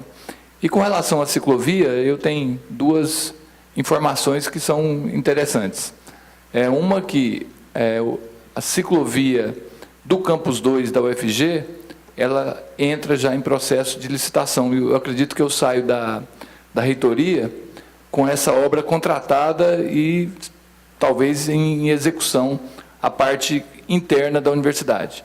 A parte que liga, que foi aquele compromisso da prefeitura, que liga o Campus 2 aqui ao Campus 1, a ciclovia que será construída, a universidade assumiu a elaboração do projeto técnico a partir da Faculdade de Artes Visuais. Então, o professor Érico, o professor Braulio e o professor Camilo e alguns estudantes nossos estão trabalhando nisso e devemos entregar nas próximas semanas para a prefeitura fazer a execução dessa ciclovia. Claro que a melhoria do transporte ela ela envolve outros agentes, né? Mas a gente espera que isso também seja percebido e a gente possa avançar nisso. Mas eu acho que a grande contribuição da universidade é aquilo que o Washington falou. O nosso fazer é chegar nas grandes questões e a contribuição e a opinião da universidade ser incorporada e ser ouvida pelos diferentes agentes da sociedade. Eu acho que aí a gente pode contribuir para a reflexão, para a concepção de políticas públicas e, muitas vezes, na execução de políticas públicas, como é o caso que eu estou citando aqui da ciclovia. Eu acho que é por aí, eu acho que uma universidade ativa, presente, participativa e em diálogo constante com a sociedade, a universidade é um bom mediador de todas essas questões, entre população, governo e outros agentes da sociedade. Bom, seguindo as inscrições, a organização me informou que haviam mais 2 inscrições, além das 2 que eu nominei aqui, mas a gente não tem tempo para mais do que essas 4. Então, 2 eu identifico aqui, que é o Neucivone e o rapaz lá do fundo, lá de branco, e ela identificou mais 2 aqui. Eu acho que não há tempo para novas, porque nós temos um limite. Ok, aí o tempo, a Glaci que me autoriza a estender o tempo ou não. O mediador aqui, ele... Ok, o mediador que só cumpre ordens da Glaci. Bom dia. Na questão das emissões, né, de gases de efeito estufa, Goiânia, pela primeira vez, ela tem agora o seu inventário de gases de efeito estufa, e que foi feito tendo como base o ano de 2010. Então, dentro do programa de cidades sustentáveis, do BID, foi feito pela uma empresa chamada Way Carbon, que contratou foi contratada pelo BID e fez esse levantamento. Então, só para conhecimento dos senhores, Goiânia emite em torno de 2 toneladas de gás carbono equivalente, CO2 equivalente, por habitante por ano, que é uma média baixa em relação a grandes cidades do Brasil e ao mundo. Por exemplo, só para termos de comparação, os Estados Unidos emitem, em média, 23 toneladas por habitante por ano, a União Europeia 11, e a China 3 e Goiânia 2. Né? Então, nós estamos bem colocados. Outro estudo derivado disso daí foi o que o Washington Novaes falou, a questão das áreas vulneráveis. Então, nós também fizemos um mapa de vulnerabilidade de Goiânia, que ele vai ser disponibilizado em forma de consulta, né, no portal da Prefeitura, um portal novo que nós vamos inaugurar, talvez ainda esse mês agora, e mostrando que nós já sabemos onde estão as áreas de deslizamento, desmoronamento, alagamento, e tem políticas públicas para resolver esses problemas no médio prazo. Quer dizer, no curto prazo não é possível resolver tudo isso. E nós também vamos disponibilizar de forma aberta uma plataforma dentro do programa Cidades Sustentáveis, da Rede de Cidades Sustentáveis do Brasil, que o Washington estava lá no lançamento, agora no mês de abril. Então, nós conseguimos cadastrar lá 100 indicadores de sustentabilidade, do qual, por exemplo, essa emissão de gases é um deles e vários outros. Então, nós vamos ter como a população acompanhar, né, através da internet, todos esses 100 chamados indicadores básicos de sustentabilidade. E vamos estender para 350 indicadores, que são os indicadores totais da plataforma. E isso também eu vou deixar isso como pergunta para o Washington, porque Goiânia é reconhecida como uma cidade que tem poucas favelas, ou não temos, assim, no sentido clássico de favelas, nós não temos bolsões de pobreza, como esse mapa de vulnerabilidade mostrou, por exemplo, que a região noroeste é a nossa maior área de pobreza e de violência. Né? Não é por coincidência que a maior área de violência está na maior área de pobreza também. Mas existe uma coisa que nos incomoda muito. Nós estamos indo bem em muitos indicadores, como, por exemplo, os indicadores dos Objetivos de Desenvolvimento do Milênio. Goiânia está bem colocada em todos os 8 indicadores, mas nós estamos muito mal no indicador que mede a desigualdade social, que é o índice de Gini. E eu não consigo entender, né, o porquê que nós estamos tão ruins, quais são as políticas públicas, essa é a pergunta, que a Prefeitura deveria implementar para ficar melhor colocada nesse indicador de desigualdade social. Obrigado. Ok, para economizar aqui pela distância, o secretário Bento. Mas eu colocaria primeiro, foi falado bastante, aliás, o jornalista Washington Novaes começou saudosista, e isso é muito interessante, porque eu acho que nós temos que voltar muita coisa lá atrás para analisarmos o presente.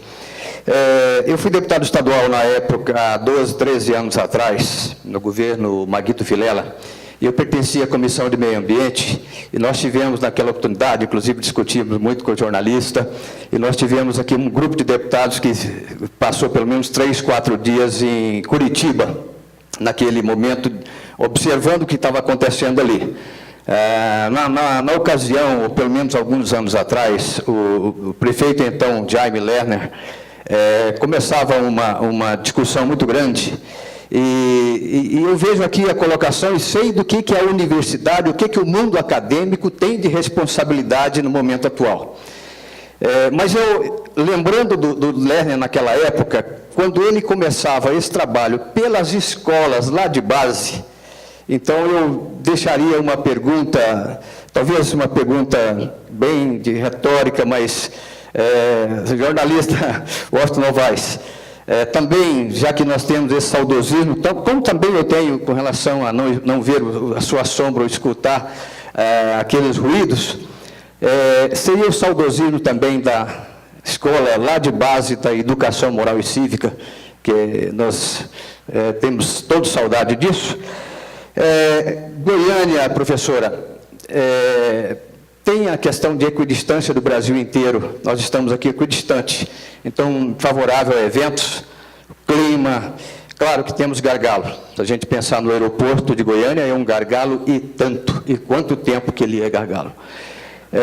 Temos talvez uma das melhores gastronomias do país, tudo favorável. E temos trabalhado, e hoje temos o prefeito Paulo Garcia muito sensível a essa questão, e a gente tem trabalhado, e eu acho que o poder público, principalmente numa secretaria como a de turismo, ela é, na verdade, uma alavanca para que a iniciativa privada se sinta protegida para desenvolver as suas ações, porque quem realmente faz a iniciativa privada? Então, o que nós estamos fazendo hoje é a municipalidade tentando se aproximar muito mais, ou abrir esse diálogo com toda a cadeia pertencente ao turismo, de hotelaria. A senhora, inclusive, falava em hotelaria, não falta hotelaria. A hotelaria reclama porque hoje não tem uma capacidade ocupada em 60%. Então, está longe de ocupação total. Talvez falte um pouco da hotelaria de nível maior, de nível melhor, porque assim, talvez, poderia buscar os eventos mais seletivos. Então, isso é possível, sim, melhorar. Mas nós temos buscado e tem tido muitos eventos e, felizmente, a hotelaria tem correspondido e precisamos colocar mais gente na hotelaria. Mas aqui eu deixaria, então, inclusive, também com relação à universidade, nós estamos discutindo o paraciclo, que seria o estacionamento de bicicleta, né, lá com o seu pessoal na universidade. Estamos numa discussão muito boa, e até para tentar encorpar mais isso aí, para que esses projetos sejam melhor dinamizados. Então, eu deixaria, jornalista Washington Novaes, esta colocação com relação ao ensino de base de longo prazo. Nós sabemos que a universidade a curto prazo é agora, mas a de longo prazo, se não estaria faltando renascer lá embaixo. Muito obrigado. Meu nome é Raul, sou tecnólogo em construção de edifícios e acadêmico de arquitetura e urbanismo. Eu não podia deixar essa oportunidade de participar de um debate tão importante e apresentar um ponto de vista a respeito de vários aspectos. O primeiro deles, que eu acho o mais essencial para a nossa cidade, é a utilização da principal ferramenta de organização do parcelamento urbano, da utilização do solo urbano, que é o plano diretor. Esse plano diretor, como todo mundo já sabe, não está atendendo às nossas expectativas para chegarmos a uma cidade sustentável, e eu poderia discorrer aqui o dia todo a respeito de diversos pontos em que poderiam ser melhorados na nossa cidade. Agradeço as palmas. E em outro aspecto também, eu quero salientar que o termo sustentabilidade é tão mais amplo do que a gente está tratando agora em cidade, porque ele tem que nascer de uma reforma social e política realmente. Porque sem mudar a consciência de todos nós, a gente não atinge nunca a verdadeira sustentabilidade, o ciclo da sustentabilidade, que é realmente a gente poder utilizar dos meios naturais e devolver, permitir que a natureza siga seu ciclo e renove seus recursos. E a sustentabilidade atinge também o aspecto cultural e o aspecto social. E eu encerro por aqui para não prolongar muito. Obrigado. Bom dia, pessoal. Eu sou Ricardo Ramos, professor da Unip e da PUC, e eu fico muito feliz de saber que o Raul é meu aluno lá de arquitetura sustentável, e quando eu vejo estudantes aqui presentes num congresso como esse, é sinal que a gente tem condições de renovar, né, o pensamento dentro da cidade. O que eu sinto falta, e eu quero falar sobre, é a questão da dimensão política, viu, Raul? A importância, o plano diretor deu o tom de que todos nós, atores importantes na cidade, não conseguimos dialogar o suficiente para fazer com que o debate do plano diretor ficasse mais rico. Por que eu falo da dimensão política? Porque até o Érico tocou muito bem nesse assunto. Temos que entender o micro e o macro ao mesmo tempo. O Egito é tema de debate. Por quê? Porque a democracia é muito cara para nós. A gente conquistou ela com as duras penas. E um congresso desse mostra que nós conseguimos debater. Mas onde estão os vereadores da cidade de Goiânia aqui? Onde estão os movimentos sociais? Não adianta a gente discutir dentro da academia apenas. Eu sei que tem gente aqui, mas é pouco, tá? Então, não é a gente discutir só dentro da academia. E o Washington Novaes foi muito feliz. Temos que trazer a universidade de volta a todo vapor para discutir com a sociedade, porque a rua já respondeu. Esse movimento de rua não é tão rápido quanto alguns imaginam. Eu acho que as pessoas não estão mais com paciência de esperar. E a democracia a gente conquistou e a gente tem que... O Brasil tem pressa, Goiânia tem pressa. Então, todos os poderes têm que entender que nós não temos mais tempo para esperar por tudo o que tem de demanda para ser feita. E é por isso que o Congresso andou mais rápido, é por isso que as pessoas estão andando mais rápido. Então, nós temos que empurrar, nós estamos invertendo a lógica. Na minha época do movimento estudantil, a gente empurrava o partido empurrava o governo. A gente não tem que procurar o movimento social tem que empurrar a gente tem que empurrar o governo, e o governo e os três poderes têm que andar. Então, eu reforço a importância da democracia, e quando tem um golpe no Egito, vai afetar o cidadão que está lá no bairro, sim. Que ele vai entender, ele vai ler por outras... Ele vai ler a partir dessa da imprensa, da mídia que está aí colocada, ele não vai entender o que está acontecendo, o povo festejando na rua, de novo, a volta da ditadura. Então, nós temos um papel importante enquanto acadêmico, porque quando se instala uma ditadura, como o Washington Novaes falou, o que acontece? Fecham-se as universidades, cala-se a boca da gente. Então, a gente tem que ter muito cuidado, nesse momento político que a gente está vivendo, para a gente realçar o papel da democracia, os estudantes estarem na rua, conscientes e participando, porque não adianta ficar só indignado, como falou o Washington Novaes. É importante a gente readquirir o nosso papel de ocupar as audiências públicas, de ocupar os espaços que estão colocados. Então, eu sinto muita falta da classe política num debate como esse aqui no Congresso. Eu sei que é domingo, mas nós precisamos voltar a retomar as ruas, mas ser protagonista da história. Professores, estudantes, acadêmicos. Então, assim, todos os poderes... Vamos rediscutir a cidade, mas entendendo que sem a questão política, é impossível fazer as mudanças que a gente precisa. Então, eu devolvo para a mesa, para que a gente discuta o seguinte: até que ponto a gente consegue trazer, conversar e dialogar com os movimentos sociais e com todos os atores de uma cidade como Goiânia? Essa é a minha pergunta. Obrigado. A última intervenção, por favor, e a gente volta para a mesa. Bom dia, meu nome é Deise, e eu vou falar aqui como uma cidadã que ouviu a palestra ontem, ouviu hoje, e tem algumas percepções a fazer. O que eu percebi é que falaram aqui, pensaram a cidade como o centro. Goiânia é o núcleo central de Goiânia. Ninguém pensou aqui Goiânia como a periferia. Ninguém pensou Goiânia como Jardim do Cerrado, setor Orlando Moraes, porque quando o professor Washington Novaes fala não tem a sombra e não tem o ruído dos passos, eu concordo plenamente.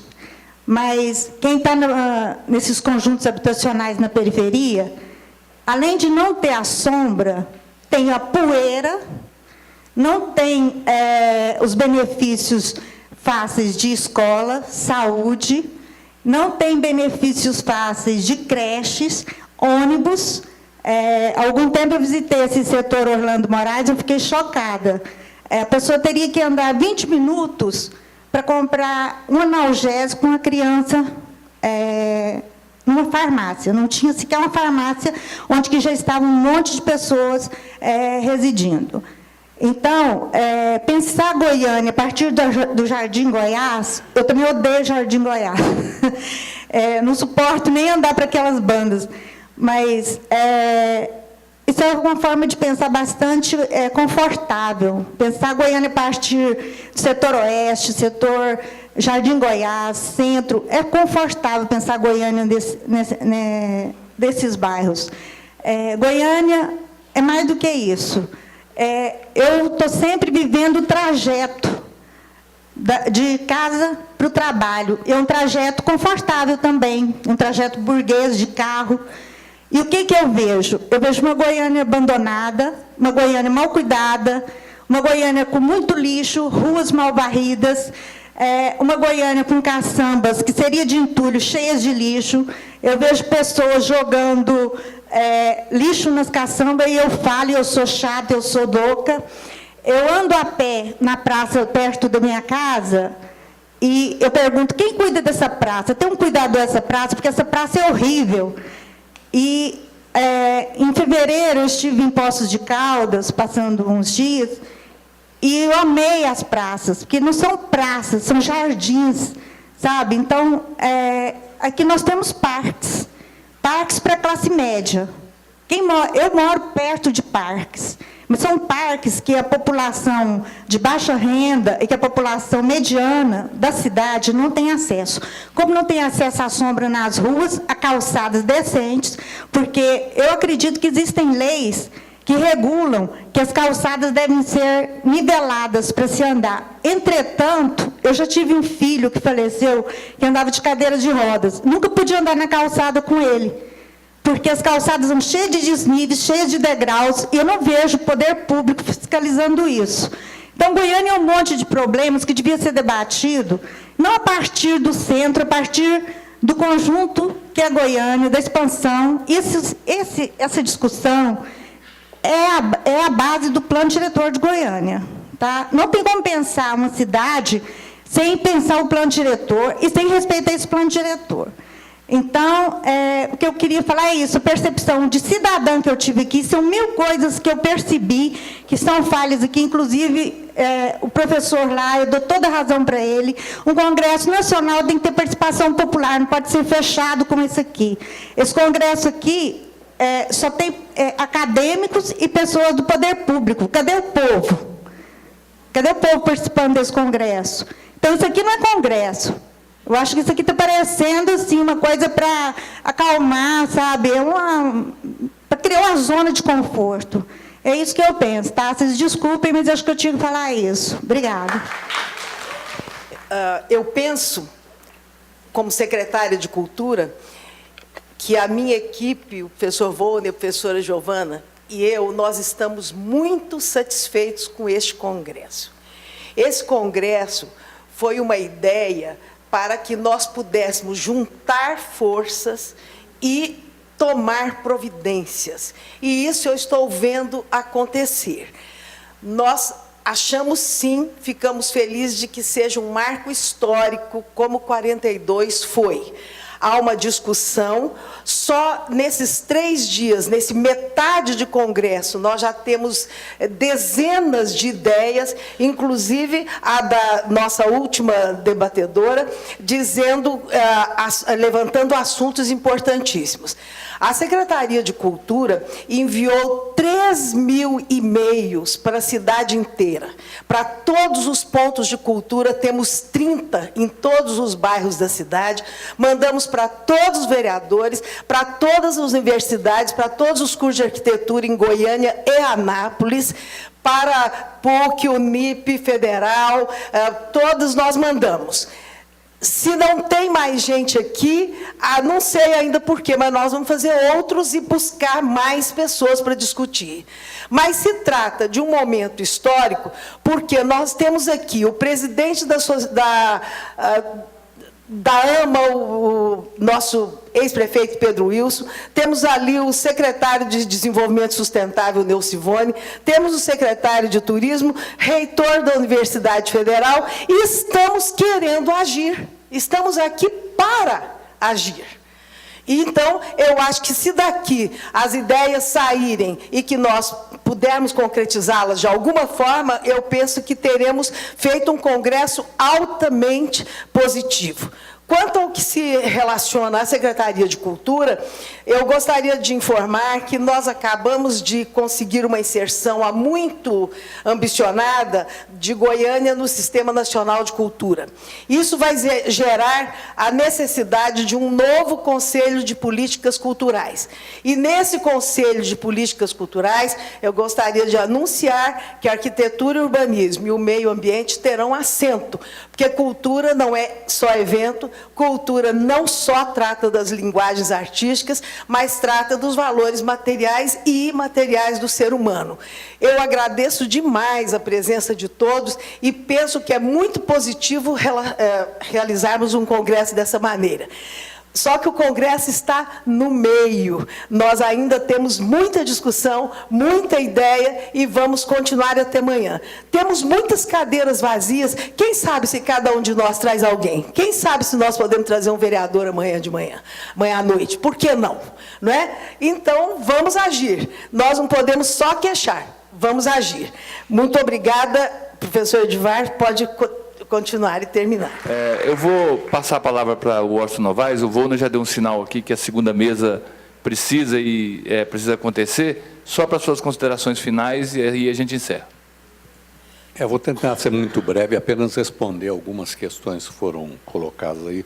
Professor Neucivone, por exemplo, como influir nessa questão da desigualdade social, né? Há poucos dias foram publicados os novos índices. Goiânia e o entorno de Brasília são as regiões brasileiras que recebem mais migrantes, pelas razões que eu já mencionei aqui. E uma dessas razões é que as políticas federais, principalmente, de estímulo às zonas rurais, elas privilegiam a grande agricultura, a agricultura de exportação. São 10 vezes mais do que a agricultura familiar recebe, quando a agricultura familiar é que responde por 70% dos alimentos consumidos no Brasil.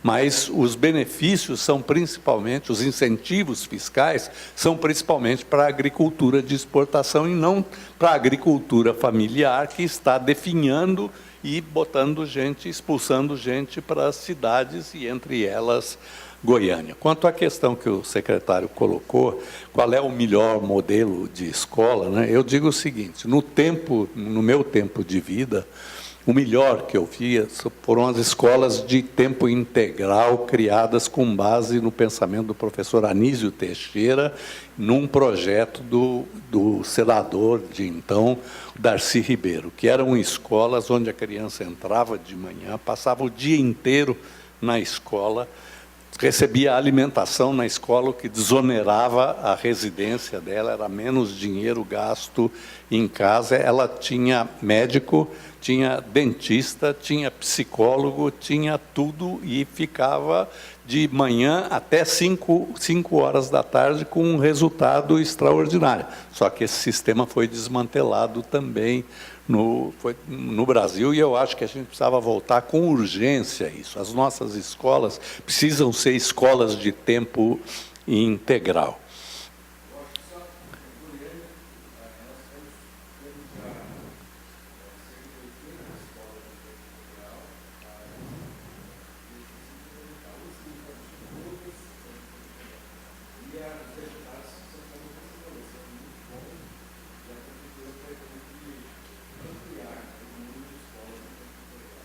Acho ótimo, realmente é o caminho. Isso pode ter um efeito muito forte naquela questão. Quanto às questões colocadas lá pelo Raul, quer dizer, é preciso que no parcelamento urbano sejam respeitadas regras também que nas áreas mais centralizadas ainda tem um pouco de respeito, mas na expansão urbana não se respeita quase nada.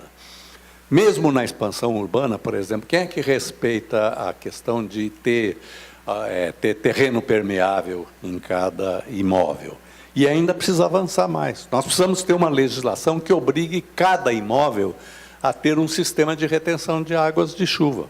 para depois só soltar essa água depois que a chuva for embora, ou então aproveitar essa água para diminuir a intensidade da água que corre e que forma inundações na cidade. Quanto à questão